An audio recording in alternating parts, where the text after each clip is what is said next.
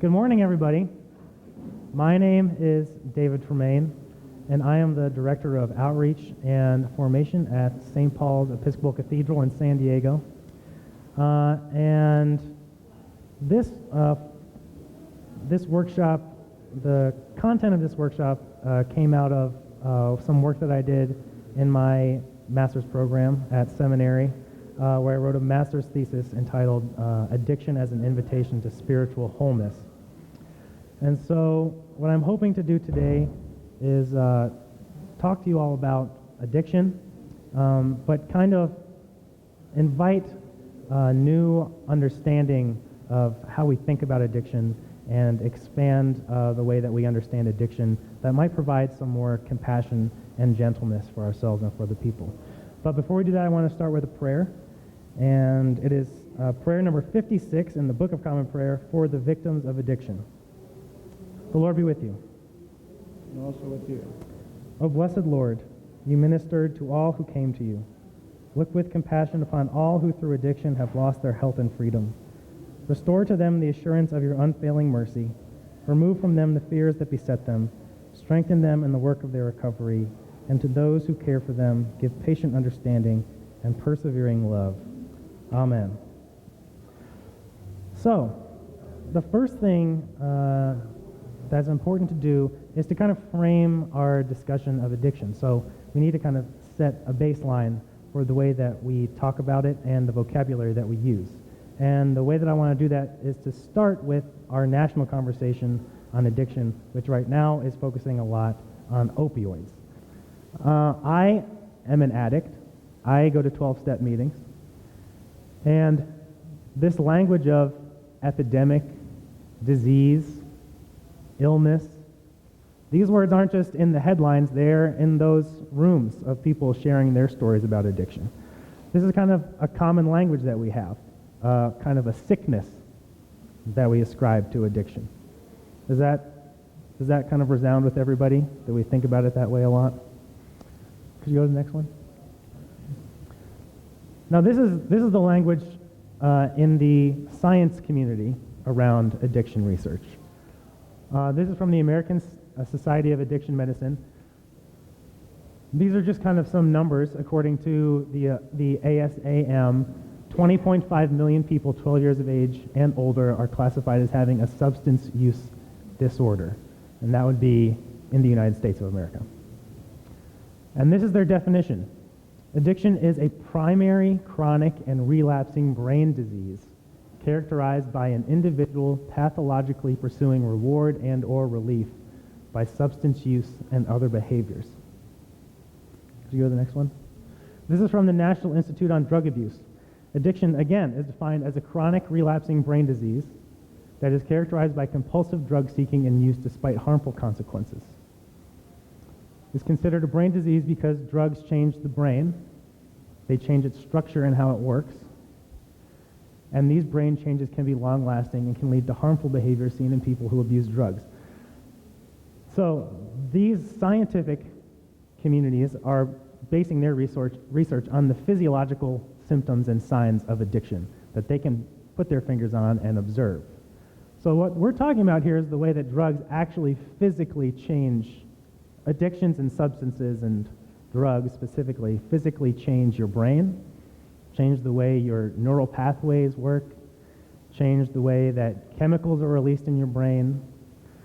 And so when opioids enter your system specifically, right, they attach to these neurotransmitters that are the pleasure centers of your brain. And those are naturally occurring chemicals. Dopamine is a naturally occurring chemical. When you're happy, it's from the dopamine in your brain. But this is foreign substance dopamine coming into your system. So that's what they're talking about. And that kind of repeated use creates a chronic, meaning continuing, recurring change in your brain that makes you more and more and more dependent on that substance. Okay? So there is definitely a physiological and physical component to what we're talking about when we talk about addiction. Could you go to the next one? So, this is our Episcopal Church conversation as it stands right now around addiction. This is from the Episcopal Recovery Services website. And as far as I know, this is the kind of Episcopal ministry for addiction and recovery. But you'd notice that it's not really that much different from the national language and the scientific language. Right off the bat, what is the problem? Addiction is a disease.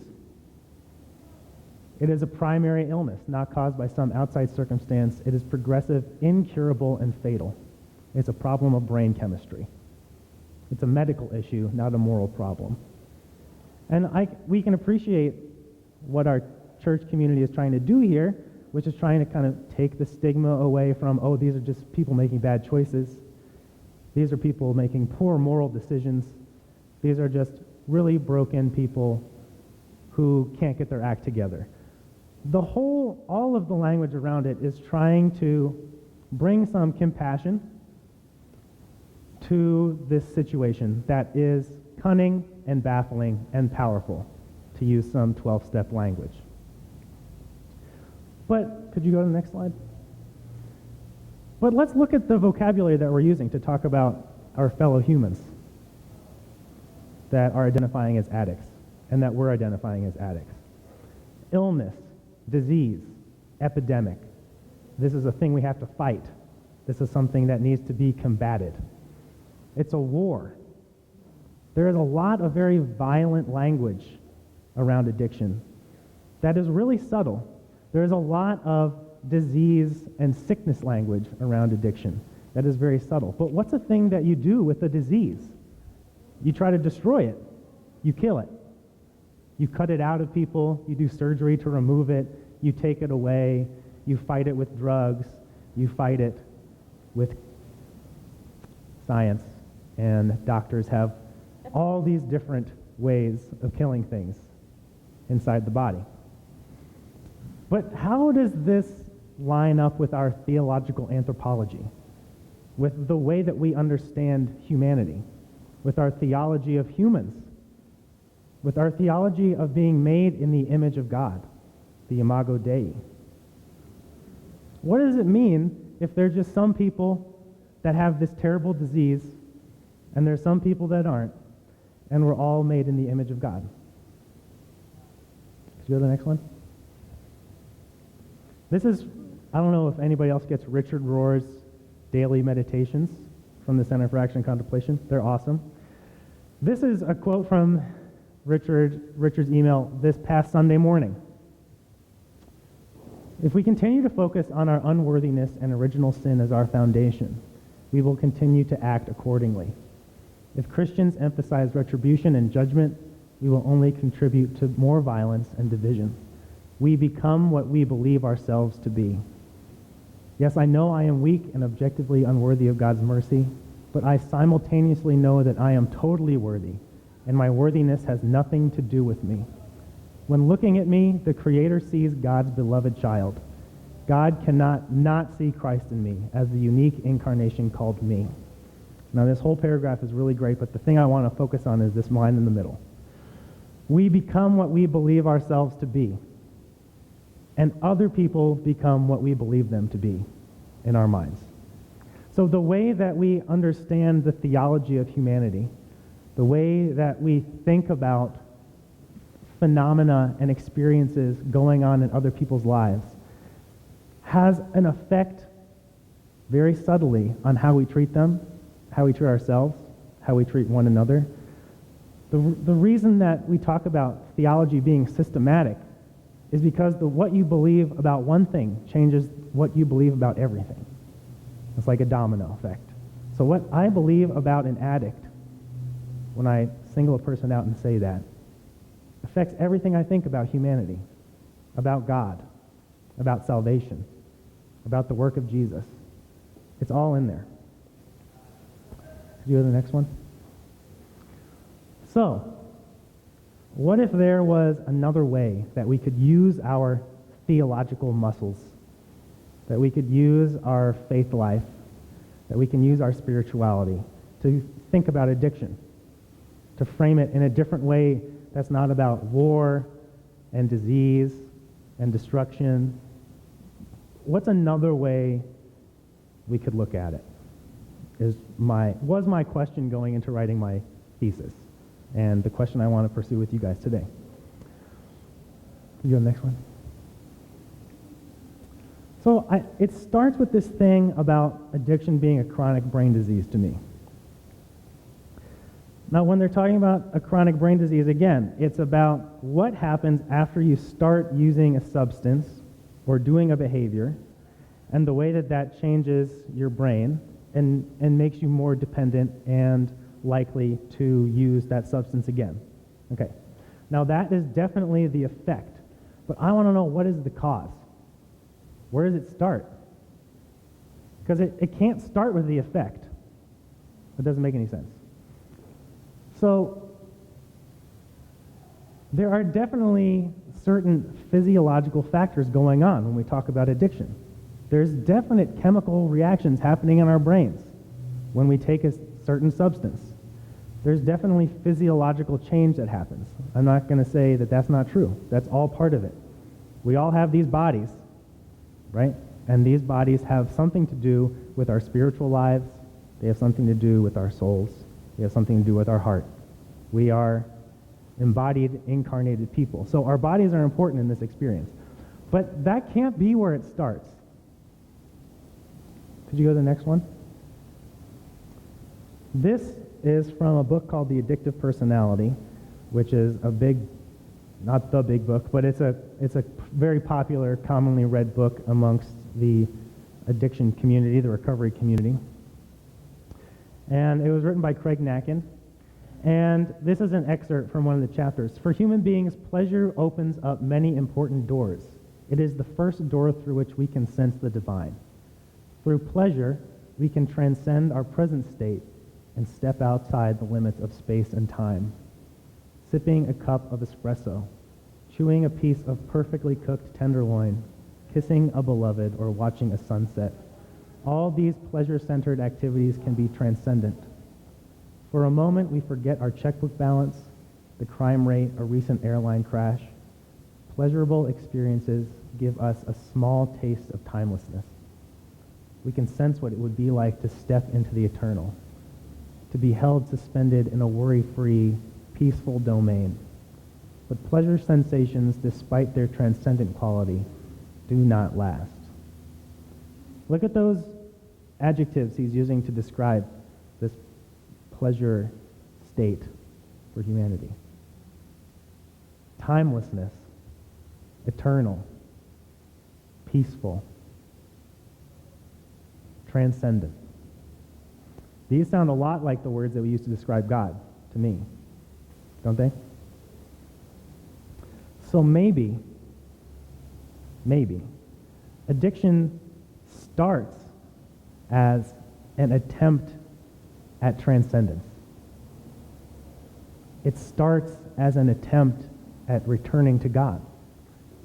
It is a cause of our inherent union with our Creator and Sustainer and the source of love and being in the universe.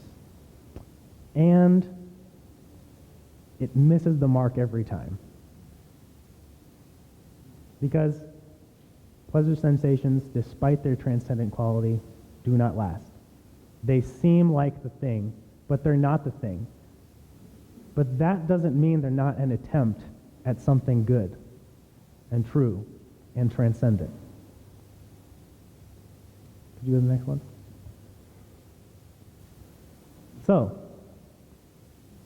just to take a breath and a moment for that idea, how does that approach resonate with your experience of yourself? If you identify something in your life as an addiction, with your experience of God, with your own spiritual life, and what does it have to offer us in terms of how we understand our own actions and the actions of others? I would like you to answer those questions if you have an answer. Either one. What does that idea bring up for you? What do you think about that? Anybody? Yeah.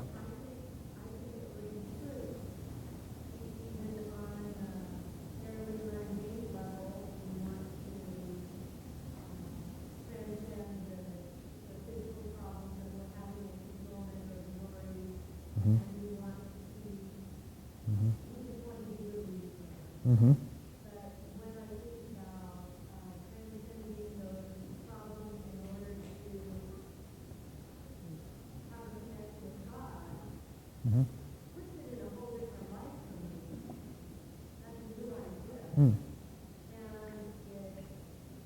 it makes the act of attempting to do that much more understandable. Mm-hmm. Yeah, maybe bring some compassion and gentleness to our experience of ourselves, our own actions that hurt ourselves and other people, and those of others.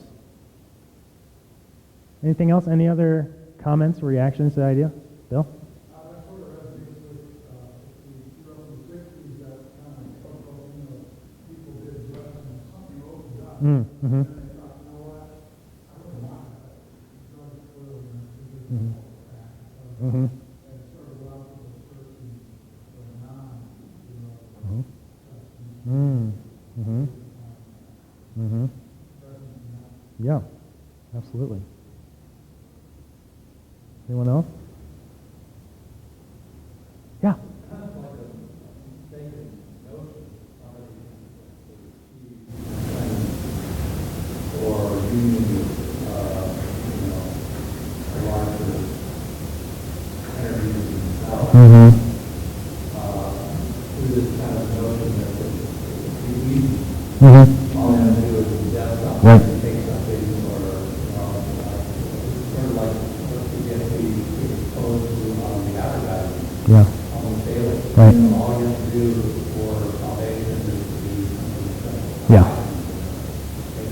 Right. Yeah, and it brings up for me. Oh, Mitch. Okay. It brings up for me Jesus saying, Jesus' reference to the peace that the world cannot give and cannot take away. But man, the peace that the world cannot give really seems like peace for a little while. And we keep trying it, keep trying it. I mean, if you want to take just alcohol as an example, when you drink alcohol, it's a depressant, right? So it makes you feel that worry-free, peaceful thing, right? And that, to me, is the peace that the world can give. The peace that the world can give. But what we're yearning for is the peace that the world cannot give. And at the end of that time of drinking, especially if you're over drinking, you realize that the world has taken it away. And it is so painful to realize again and again, man, that's not the peace that I really want. But it feels like the only one I can get my hands on. Because the path to the peace that you really want is really hard and painful in a different way. Yeah, Kathy. I was just going to say that's when the of that first Mm-hmm. moment with that Mm-hmm. first like the holy water turns to hope. Yeah. And it's done. Right. It's bullshit. It's loving that first bit. Right. And it's like, Yeah. not there. Right. Did you have something?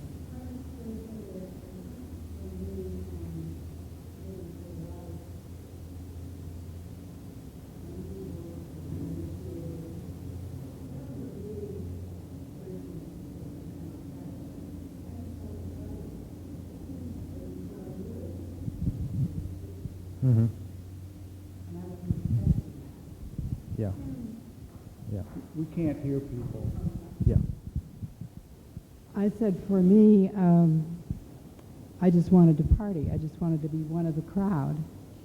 And then all of a sudden, I was addicted. Mm-hmm. I wasn't really looking for something on a different plane. I wasn't, I went to church, I did my thing. But suddenly, there I was. I was an addict. Mm-hmm.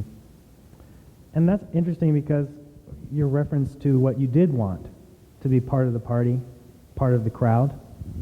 I mean, I think that what we're talking about is like characteristics of God. and for us in a Christian tradition, characteristics of Trinity. And what is that? Like deeply foundational community and belonging and loving, being part of the crowd, being part of the party, being part of that laughter of the Trinity. That is real. And like in our gut, we feel the tug of it to get back to that. And, you know, go about it in a lot of different ways. Mitch, yeah. I think in terms of what it offers us, and how we understand our actions and the actions of others, is that, for me, I think it really universalizes the addictive experience. Because when it's treated as a disease, then it's something I have or I don't have. Mm-hmm. If I don't have it, then it's other. Then, and it becomes another group that we don't really understand. And it can be like diabetes or cancer. Mm-hmm. It's like, I don't have cancer. Mm-hmm. I don't understand the Mm-hmm. cancer experience. Mm-hmm. I don't have diabetes. I don't understand the diabetes experience. But if it's rooted in this, what I think Christians would call universal yearning, universal draw, then it really is not that different than our own sort of disordered desires. Mm-hmm. Mm-hmm.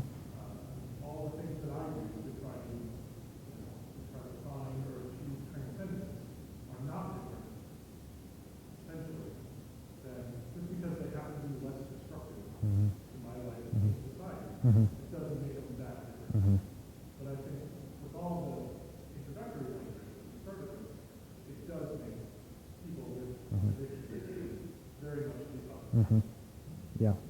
There's definitely a dividing line between the diseased, the addicted, and the non. Yeah. That's a perfect transition. Thanks, Mitch. I didn't pay him. So, in this line of thinking now that we're going, I want to talk about the spirituality of addiction itself. Because there's a lot of books that have been written and things talked about, and we have a general understanding, depending on how involved we are in 12-step programs, about the spirituality of recovery, the spiritual steps of the 12 steps. You know, the spirituality that blossoms from doing that 12-step work. That has been written about a lot, talked about a lot. We have a general sense of that. Richard Rohr wrote Breathing Underwater, which is about the spirituality of the 12 steps. But I want to bring it back, because if we're talking about the spirituality of that process, it seems that it makes sense, especially based on the conversation we just had, that addiction itself is a spiritual process. Addiction itself is a spiritual process. So, these are two Richard Rohr quotes from Breathing Underwater. Many people in recovery often have a unique and very acute spiritual sense, more than most people, I would say. It just got frustrated early and aimed in the wrong direction. The wrong direction. It sounds like what we were just talking about, of trying for that one thing and hitting another. Spiritual desire is the drive that God put in us from the beginning for total satisfaction, for home, for heaven, for divine union, and it just got displaced on the wrong object. Okay, that sounds kind of like what we've just been talking about.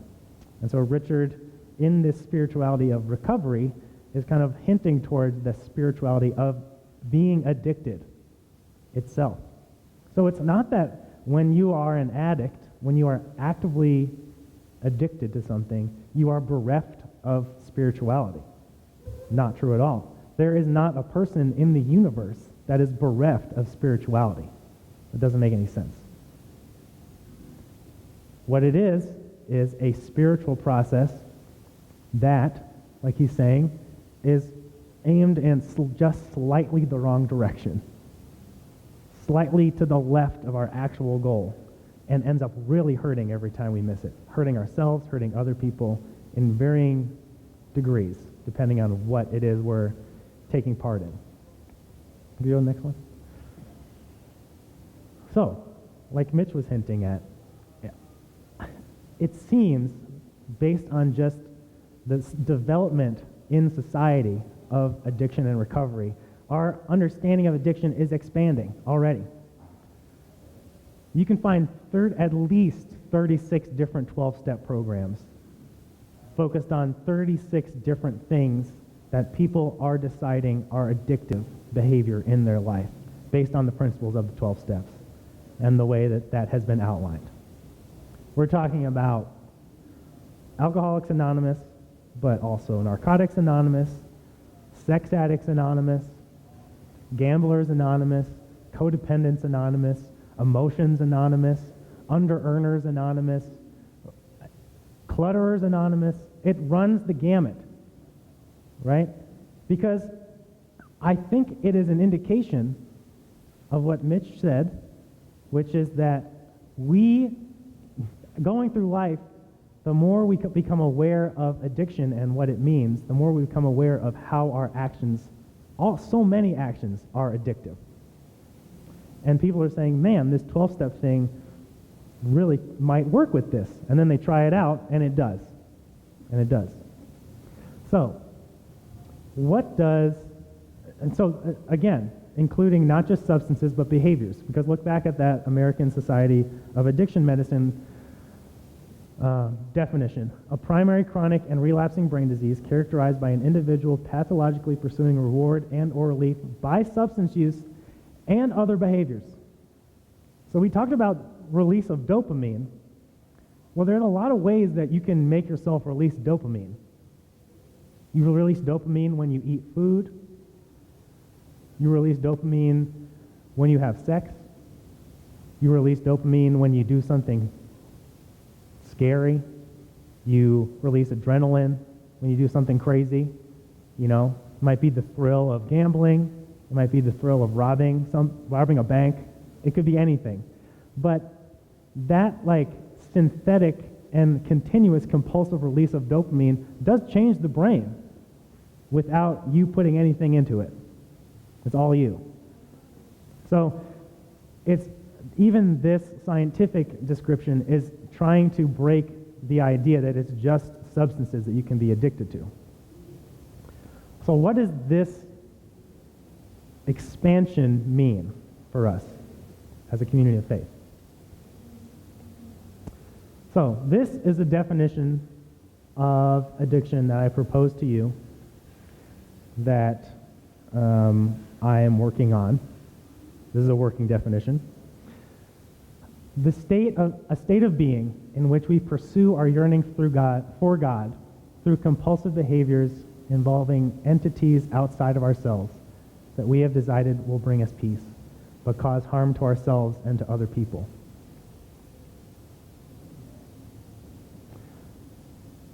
A state of being in which we pursue our yearning for God through compulsive behaviors involving entities outside of ourselves that we have decided will bring us peace, but cause harm to ourselves and others. So, when you think of addiction defined in this way, think of all the things in your life that fall into this category. Think of all the behaviors that this could encompass, all the ways that we shoot for that target and miss it, all the ways that we try for the transcendent and miss it. There's a lot of them. There's a lot of them.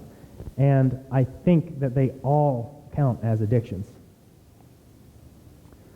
But, as Richard Rohr said, if we are created with this divine yearning for God, then addiction is an invitation to recognize that deep union that we are trying for and missing. Because if it wasn't there, we wouldn't have that drive to try. Yeah. So in your pursuit of God, you get cause you to run from God, to try to hide from God, to get away from God, because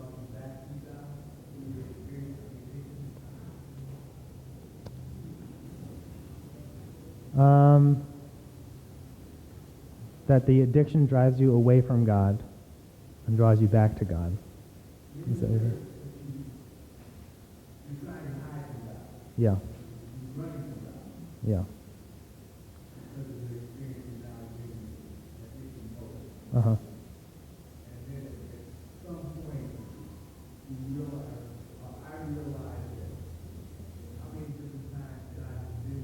Mm. Mm-hmm. Mm-hmm. Mm-hmm. Yeah. I think it is like, I think we're going to talk about this later, but I do think that the 12 steps is like walking back down the path through the door that you came in through. And in that way, it's as if we're like tethered to God, like a bungee cord. We jumped off a bridge, and then it's gonna pull us back, but it might take us a while to hit rock bottom down there before we parachute back up, before we get slung back up. Yeah. Could you go to the next one? These are two quotes from Gerald May, who wrote a book called Addiction and Grace in the 1980s. And look at these two quotes. Our fundamental dis-ease, then, is at once a precise neurological phenomenon and a most precious gift from God. It is not a sign of something wrong, but of something more profoundly right than we could ever dream of. It is no problem to be solved, no pathology to be treated, no disease to be cured. It is our true treasure, the most precious thing we have. It is God's song of love in our soul. What a departure that definition and idea of addiction is from the opioid epidemic, from the fight that we have against drugs, from the ways that we need to remove addiction from ourselves and from other people. This is not talking about removing anything. This is talking about transformation. This is talking about an invitation built into our humanity that God builds in from the beginning, knowing that we are going to wander off and mess up in all these different ways and hurt ourselves. That the invitation is just sitting there waiting for us to realize it and walk back down that road, back to God. The specific struggles we undergo with our addictions are reflections of a blessed pain.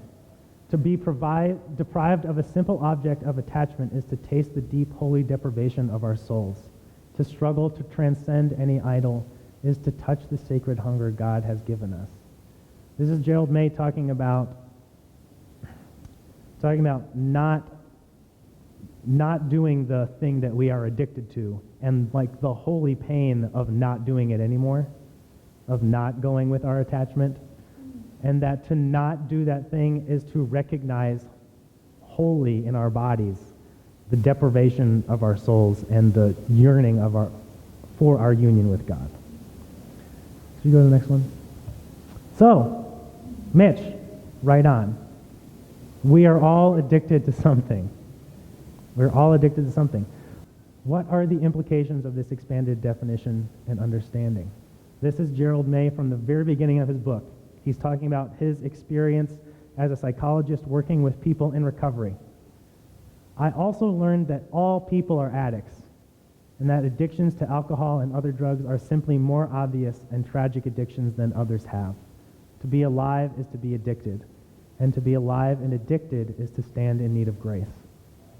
Could you go to the next slide? So, what he was just saying was some addictions, like substance abuse addictions, have very clear physiological harm that they do to your body and harm that you can do to other people through them. But now think for a minute in your life of times that you have caused people harm. Not physically, but think of this expanded idea of addiction and the way that so many relationships can be broken not just by a substance abuse, but by our own addictions to anything. Candy Crush. To Candy Crush. Does anybody play Candy Crush? No? Mary Lynn plays Candy Crush. Seriously though, okay, like take Candy Crush as an example. If you have to play Candy Crush all the time, if you're in a room with other people playing Candy Crush, those are moments that you are missing connection to other humans. And there is pain in that, in missing it. Now that might be a subtle way of harming ourselves and our relationships, but there's plenty of ways that that relationships break down from the inside. The thing that I think about a lot with this is I've had this experience a number of times of like being in a big group and wanting to make everybody laugh. And so at the expense of another person in the group, I make a joke, right? And that yearning to be popular, to make everyone laugh, to be the center of attention, that it feels compulsive in the moment to me. And then when I leave and go home and look back at it, I'm like, oh my gosh, I can't believe I did that. Like total regret about how I had hurt that person or thrown them under the bus in an attempt for that kind of joy and happiness and power that that joke kind of gave me for a moment, and then I lost it. So what are some actions or behaviors in your life that fit into this definition of addiction? Just chocolate. That's a great one. Anything? Was it? Shopping. Shopping. Yeah. People pleasing. That's a great one. Technology. Facebook. Netflix. Sugar. How about needing to be right? All the time.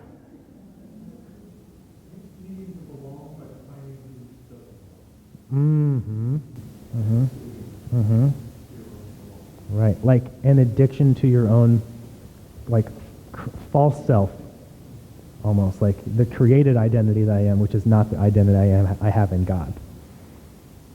Competitiveness. Needing to win. Huh? Having control. Having control. Right. These, yeah.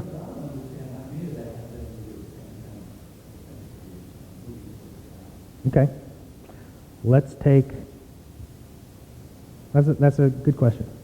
Let's say always being right. Always being right. One of the characteristics of God that we talk about a lot is the glory of God, God's majesty. The glory of God that makes you say hallelujah, that bubbles up from inside.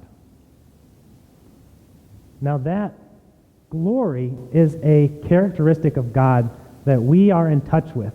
We know deep down the glory of God. Now, when we are addicted to being right, we are trying to go outside and get that glory from outside and bring it in by being right. Does that make sense? No, especially if it's chocolate. I'll give you a break. I'll be chocolate. How does chocolate have anything to do with transcendence?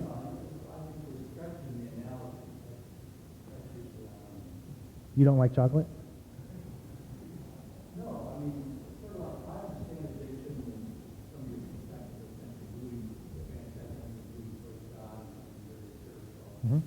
But some of these aspects of talking about addiction seem to be a far, far movement away from So I wouldn't focus on the substance itself.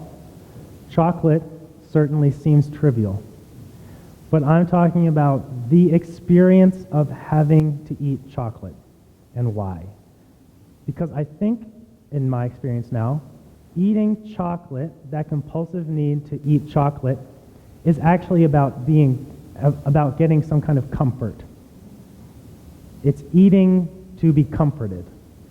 And there is infinite comfort in the hands of God. But it's that comfort from the chocolate lasts about a minute, and then I feel guilty for eating it because it hurts my stomach.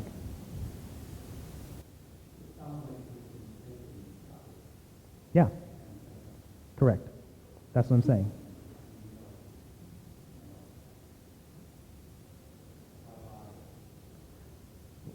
Yes, I'm saying that addiction is a mistaken effort at transcendence.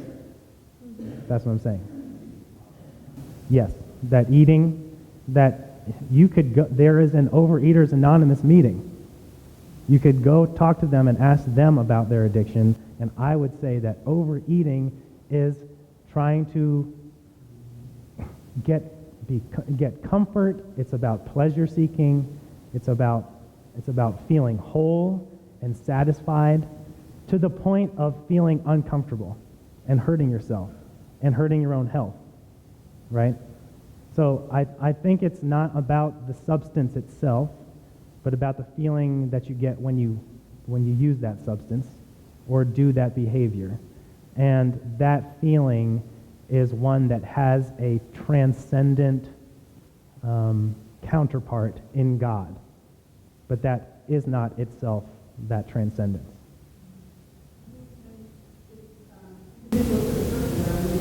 Yeah.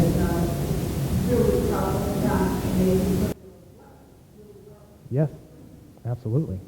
Yeah. It's like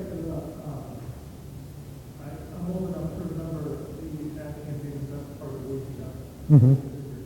Mm-hmm. And of course, I don't think they use it a lot. And also, it matters why they're there. Because in the commercials, they would have this moment where somebody would sit down, two hands on the bottom, and they slip in the coffee. And that moment, that commercial was enticing. Because in that moment, so this coffee was bringing this moment of transcendence to your life. Mm-hmm. And it's just momentary. Just for a minute, maybe, this will hold your problem. Just for a minute, maybe you forget that, you've got a regular change, or the checkbook is balanced, or all this stuff. Just for a second, you can forget that. And I think what we're saying is that addiction is that moment taken several steps further. Mm-hmm. So when you realize that coffee, that simple coffee isn't enough, then you go look for somewhere else. And you realize that's not enough, you go look for somewhere else. And for the medical community now comes to addiction, you go find that in a place that then rewires your brain. Because you look for it so often and so in what can become very comfortable. But it's all rooted in the same desire and drive for that little moment. Mm-hmm. And if we can structure a whole morning around that little moment, then we can have a little bit of transcendence. And ultimately, some people do. Some people structure the whole day around that moment of coffee. Mm-hmm. And some people won't find it possible, but they'll find it in a well-prepared state, or they'll find it in chocolate, or they'll find it in something else, or heroin. But it's all sort of rooted in trying to find real things. Mm-hmm. And so it's not really that chocolate achieves transcendence, but it might give you that moment of, that moment that people seek out is what we're saying, what we're saying, what we're saying. Yeah. That moment is rooted in our desire for God. Mm-hmm. And that's, I think, the connection. Mm-hmm. That helps. Yeah. Wonderful to me that it seemed like that terrible. It's nothing wrong with that. What's wrong with it is the man in the past is good enough from work that we take to actually truly transcend real ways from takeaway. I don't know how old this is, give you that kind of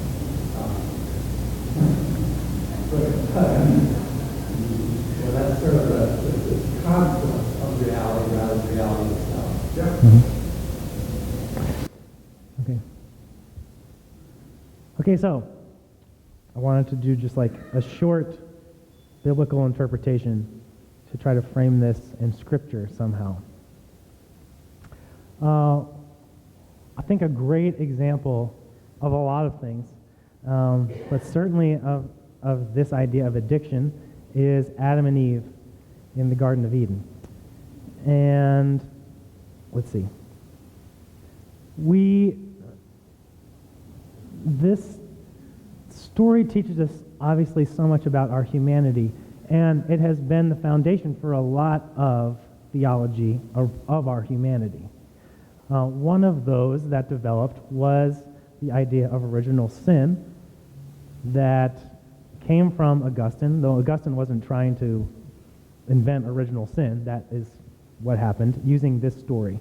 So it's this idea that, right, humanity was whole and perfect and great, and then there was the snake, and Eve ate the fruit, and Adam ate the fruit, and by doing that sin, by disobeying God, humanity since then has been fallen and has this disease, you might call it, of sin that just keeps going and going and going and going, and we're all just, when we're born, we have the sin in us, and we just are all messed up.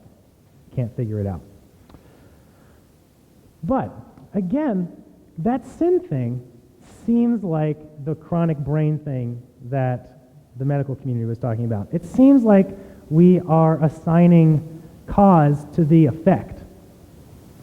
Because if you think about it like this, like, it seems to me that the story is saying that God created humanity with the ability to be tempted. Right? There was no snake. If we're postulating that humanity was just the way that it made in the image of God, just the way that God wanted it before this thing happened with the eating of the fruit, we had to have the ability to step out of bounds and eat the fruit for it to have happened. Right? So we have this ability to, now think about what it says in that story. It says, Eve looked at the tree and saw that it was good, that it was a delight to the eyes, that it could be used to gain wisdom. Goodness, beauty, and wisdom, those are good things, right? Those are things that we would think God would want us to have. So those are characteristics of God. Those are transcendent things. And so even from the beginning, Eve is yearning for the transcendent, taking the fruit, thinking that that's where it's going to be found, and finding a whole bunch of pain in the aftermath. Doesn't that kind of sound like what we just talked about, that experience of being addicted? So what I would like to think about what this story is saying, about a lot of things, but specifically about this, that I think this is another indication of how God has created us with this addiction, with this built-in invitation to return to God. So what does that invitation look like? Why is it an invitation, and how exactly does it work? So, think about it like this, like the bungee cord. We're all tethered to God as part of our very being. We have this inherent union with God. I feel it right here in my stomach. I don't know if that's where it actually is, but that's where I feel it. God has built into our very humanity everything we need to plumb our spiritual depths. Everything we need. We each have a handwritten invitation to recognize our union with the divine, to enter the kingdom of heaven, and to attend the wedding feast. That invitation to the wedding feast. Now, this is what I don't have an answer for, is why the process has to be like this. I don't know. I don't know why we all can't just be in Eden again. I don't know why. But I have felt in my life and experienced this very thing, that I thank God for my addiction, because it got me to the point of rock bottom. where there is nothing left, and yet you are still okay. There's nothing holding you up, and yet you are being held. How would I ever have gotten to that point if it wasn't for being addicted? I honestly don't think I would have. And therefore, we don't have to be an alcoholic, be addicted to narcotics, to have this invitation, because it's in all of us. It's in all of us. It's about growing in awareness of what these addictions are and recognizing our powerlessness over them. Because we still have to do the work. It's not just going to happen. God's going to be there. God gave us the invitation, but just like it says in Philippians, we still have to work at our salvation by ourselves with fear and trembling. And in this process, there is plenty of fear and trembling.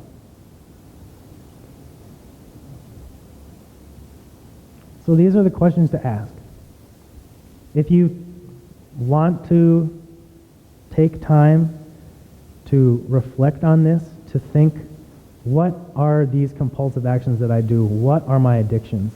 What are the things that I take part in that might be a yearning for the transcendent, but end up harming myself and other people? What are those things?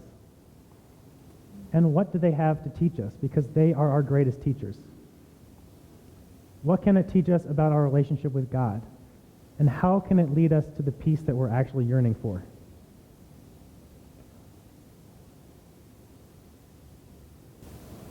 And this is what I was saying before, is that,